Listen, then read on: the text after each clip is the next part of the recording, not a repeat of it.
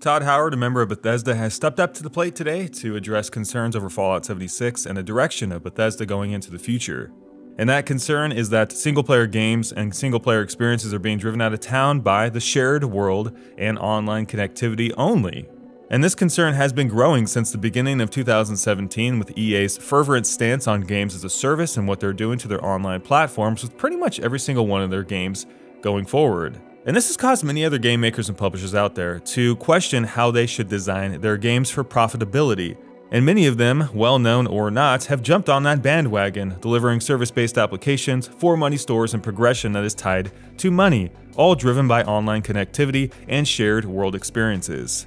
So many people out there view the future of video games in this light, where service-based gaming takes over traditional gaming and $60 boxed sales.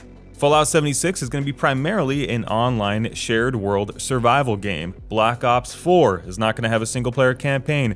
Anthem is going to be online connectivity, shared world experience. You get the point here. While many of these games may have a single player component or may get one after launch, still the focus will be on shared world experiences. But yesterday, Bethesda has stepped up to the plate and said, you know what, this is not the future for our company. We will in fact have traditional video game models developed for our long-standing franchises in addition to. Todd Howard recently was interviewed by GameIndustry.biz saying it doesn't mark the future.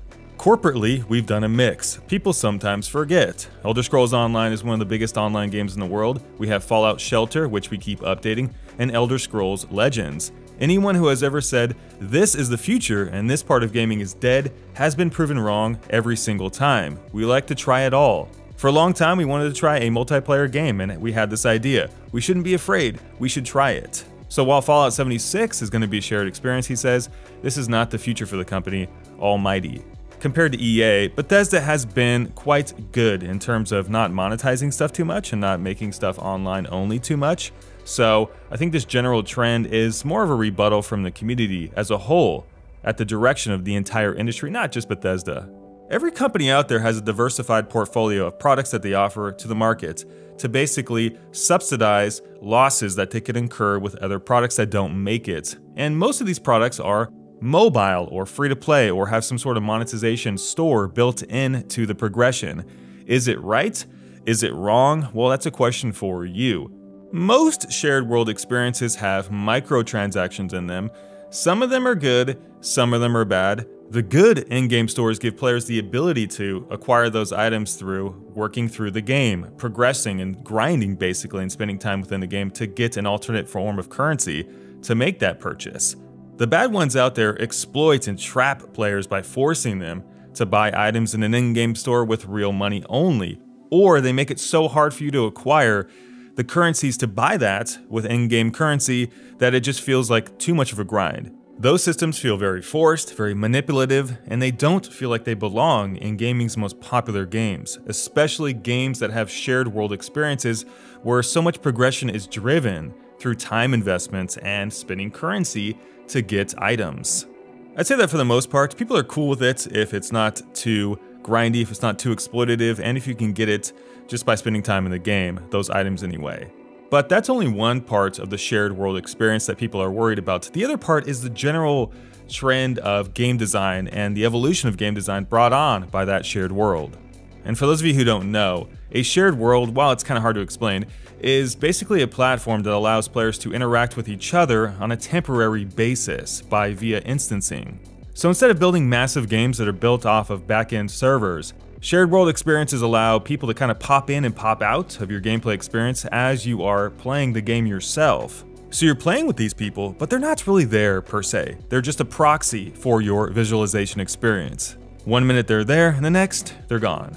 It's a good system though, because it allows players to play with each other while not having the limitations of a structured, dedicated platform. It's a lot more flexible.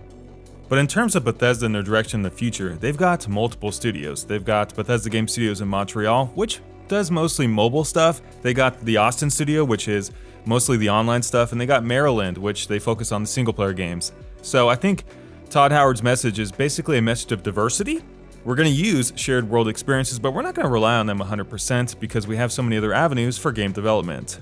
I think some of the backlash for Fallout 76 is the fact that it has always been a single-player experience, so now converting the Fallout franchise to an online survival shared world experience is getting some people kind of antsy, I would say, at the prospect of losing what they once had. I think that is the general mindset of the gaming industry right now, because so much evolution has happened in the last few years. Games are just becoming so much more than just games. They're becoming services, and they're becoming platforms for monetization and different income streams. So the traditional video game, in a sense, and the single-player dream that many people have experienced in the past is not safe right now. But with this message from Todd Howard, they are still making sure that this dream isn't going to die out completely. I'm pretty sure that the next Elder Scrolls game is not going to be an online survival game. It's going to be a single-player game in the vein of what Skyrim was, but I guess I won't hold my breath. But in terms of the shared world experience, there is a lot of value out there for those kind of games, and playing with other people in drop-out scenarios is really fun. As long as they don't rip the soul from the single-player experience in the process, I think it's fine. As long as they don't exploit gamers, put progression tied to in-game stores, monetize everything, and make the shared world experience a shared money experience. Is Fallout 76 going to be taken too far? A single-player IP that has multiplayer, PvP, and microtransactions that has been based off a long-standing franchise that has had none of those? Well, that's up to the consumers of this industry. I just hope with their other projects that they're not taking the heart and soul out of them to squeeze these shared world experiences into them. That's the worry for me anyway.